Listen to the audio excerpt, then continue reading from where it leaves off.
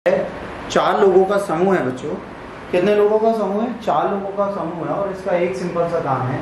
Quad आपके लिए क्या करता है? क्वाड आपके लिए सिर्फ ये काम करता है कि जहां पर चार नेशन साथ में खड़े होते हैं वहां पर ये बिग फोर खड़े होते हैं। मजेदार बात देखिए, ये कंट्री कमजोर नहीं है, ये कंट्री कमजोर नहीं है, ये कंट्री कमजोर नहीं है, ये कंट्री कमजोर है। ठीक, कौन कौन सी है?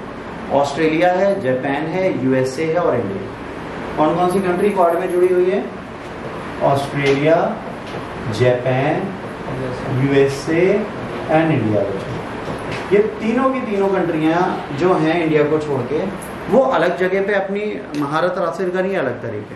क्वाड डायलॉग स्टार्ट किया गया था इंडिया या ऑस्ट्रेलिया, जापान, यूएसए के साथ। मेन गोल इसका था अलायंस बनाना ताकि free and open Indo Pacific region हो, हर कंट्री यहाँ पर ट्रेड कर पाए बिना किसी रिस्ट्रिक्शन के।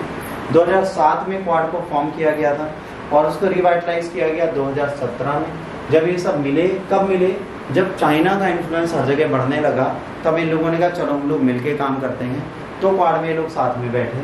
अब इसका रिवाइवल हुआ। पहली बार ये जो आए थे 2007 में आए थे, कंसर्न था, शिंजो एबे मर गए, उनकी आइडियोलॉजी थी कि जो ग्रोइंग पावर चाइना की इसको कंट्रोल करने के लिए आना चाहिए। कई साल लग गए इस इनएक्टिवेट ग्रुप को एक्टिवेट करने में। क्वाड दोबारा 2017 में आया जब सब मेंबर्स ने कहा कि हमें साथ में जुड़ना चाहिए और चाइना को बैलेंस करना चाहिए।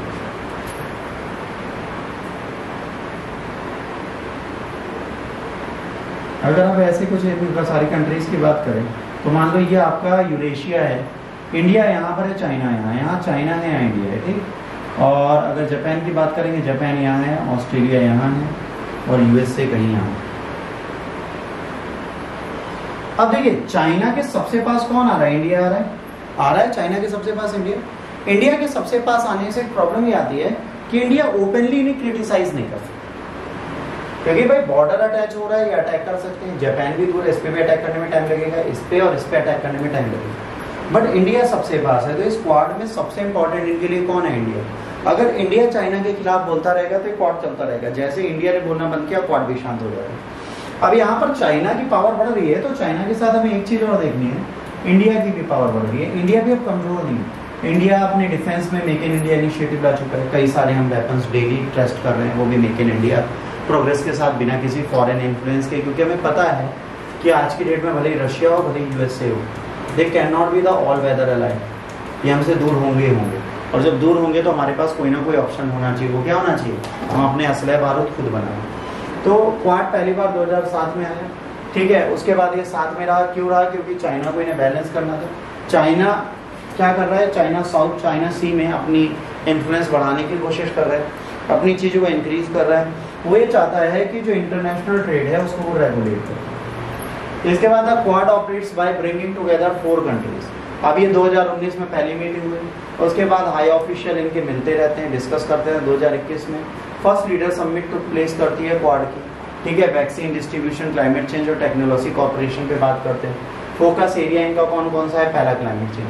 पहले ही चाहते हैं कि सस्टेनेबल एनर्जी आए, तो क्वाड ने clean energy supply chain initiative start किया है चारों नेशन ने एक दूसरे के लिए, ठीक। इसके बाद critical emerging technology.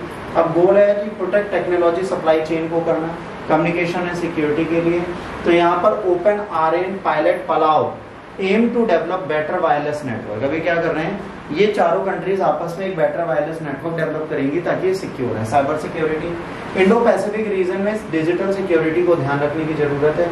Communication and network cyber attack में ना आए, इन चीजों को देखने की जरूरत है। ये चारों नेशन मिलकर इसके लिए काम करेंगे। हेल्थ सिक्योरिटी, देखिए दुनिया में अगर किसी नेशन को आपको बेटा डाउनफॉल पे लाना है, किसी भी नेशन को नीचे लाना है, तो आप क्या करिए? उसके यहाँ हेल्थ वॉर करा दीजिए, उसके यहाँ सबको बीमार कर दो। जैसे मान लीजिए आज मैं हेल्दी नहीं हूँ, आज मेरी बैक में दर्द है, तो मुझे क्लास में पोडियम पे बैठना पड़ रहा है, मुझे बार बार बैठ के पढ़ाना पड़ रहा है। अगर ऐसे पूरा देश बीमार पड़ जाए तो इकोनॉमी डाउन हो जाएगी। तो यहाँ पर क्या है? Initially focusing on the vaccine health security partnership aims to improve health care system and help countries better respond to health crisis. क्यों? क्योंकि जब कोविड आया तो हमें पता चला, भले उस यूएसए की बात करो या यूके की बात करो, जहाँ मेडिकल फैसिलिटेशन बहुत अच्छा था, बट बल्क मेडिकल फैसिलिटेशन नहीं अच्छा था। मतलब समझो, एक एक बंदा बीमार पड़ेगा, बहुत अच्छी सर्विस है, बट अगर पूरी कंट्री बीमार पड़ गई उतने बेड ही नहीं है तुम्हारे। ये हमें पता चला ना यूएसए और यूके में जब कोविड आया, तो अब इसको इमरजेंसी हेल्थ क्राइसिस के टाइम पर कैसे टैकल करेंगे वो? Infrastructure development. अब ये क्या कर रहे हैं? Building high quality infrastructure in the region, ताकि ट्रेनिंग वर्कर्स को मिले, कम्युनिकेशन नेटवर्क अच्छे हो। इसके बाद स्पेस कोऑपरेशन। अब यहाँ पर ये चारों कंट्रीज मिलकर क्या करेंगे? क्लाइमेट रिस्क को देखने के लिए स्पेस में भी जाएंगे, सेफ स्पेस का यूज वगैरह सब देखेंगे।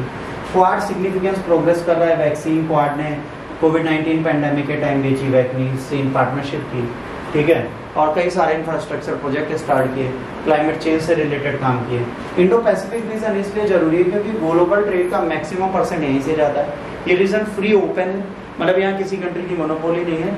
इसको चाइना डायरेक्टली अपने कंट्रोल में लाना चाहता है, इसके खिलाफ सारी कंट्रीज खड़ी हैं।